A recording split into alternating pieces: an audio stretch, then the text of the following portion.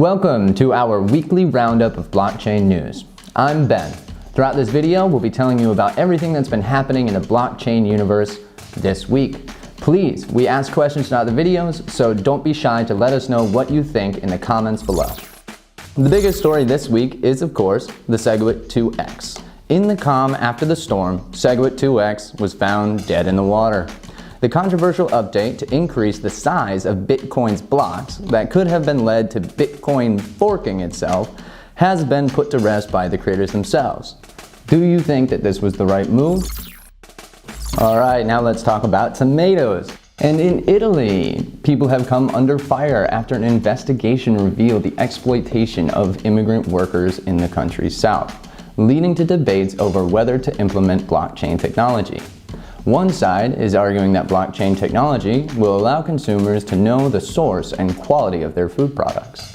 And the opposition is arguing that blockchain technology can be limited in such a field, and sometimes you just don't want to know where it comes from. Okay, so our question of the week comes out of China, and it's this. Does China's government have as tight a hold on the crypto market as people thought? Well, the short answer is no, because people are people and people will always find a way to make money. You know, the more spiritual Chinese investors seem to be following the ancient Confucian proverb, the man who moves a mountain begins by carrying the smallest stones away from China. It seems that in spite of the government's hard stance against ICOs, Bitcoin, and the subsequent regulations imposed on the market, Chinese investors are finding ways to wriggle their way out of the government's back pocket. Investors are doing things as small as dropping the government-controlled messenger app WeChat for a more secure Russian-based Telegram, as well as bigger changes, such as taking the crypto mining operations into less regulated areas. What is the future of Bitcoin in China? The United States Postal Service is one of the newest of what is sure to become one of the many companies and industries outside of the cryptoverse to embrace blockchain technology. Announcing a partnership with Beta, the consortium claimed that UPS will be implementing blockchain in systems used to track or monitor packages and facilitate payments between shipping parties. But this is only the beginning. The possibilities for blockchain are seemingly endless for UPS, and they could lead to improvements in efficiency and transparency in every aspect of the business, except the boxes themselves. Let's not make those transparent. It seems that UPS is one of the many companies stepping up to bring us greater transparency, even when it hurts. With the box, who's in the box? What's in the box? Oh God! Oh God! Alright, and now with a story out of Russia. Russia has announced plans to integrate blockchain technologies into its tourism sector within the next 5 to 10 years. Russia, where its warm beaches and big smiles have attracted tourists for decades, want to use blockchain technology so that tourists will be able to connect straight to service providers without the need for third parties or intermediaries.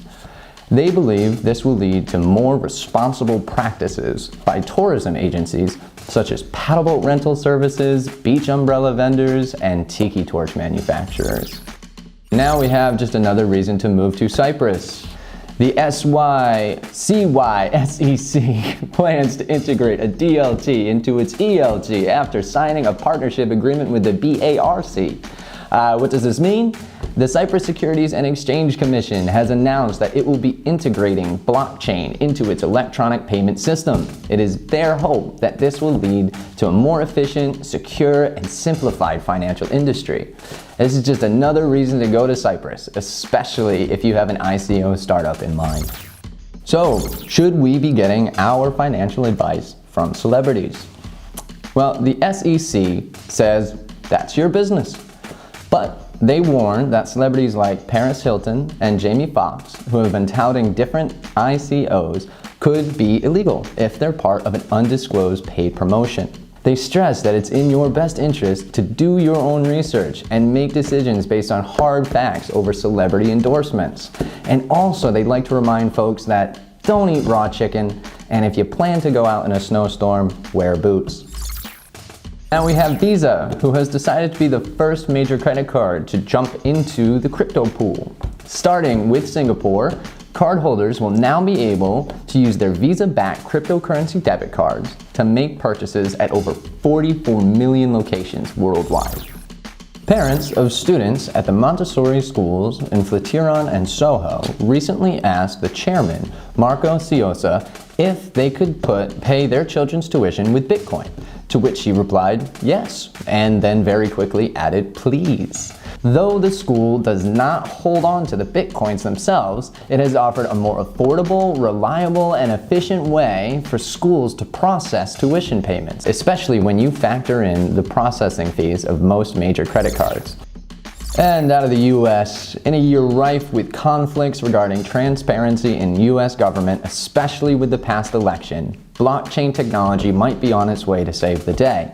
The blockchain firm Consensus has partnered with the US Department of State to explore all the potential applications of blockchain technology.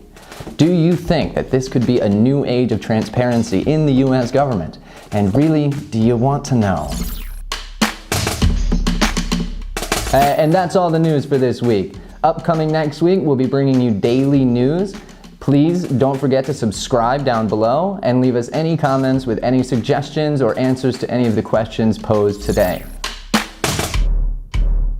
This being our first crack at a weekly news update, we want to know what kind of stories you want to hear about. Do you want to hear more about finance, or do you want to hear more about the different advancements in blockchain in all different types of industries? Please let us know what was interesting to you and what you would like to see more of in the future. Thank you.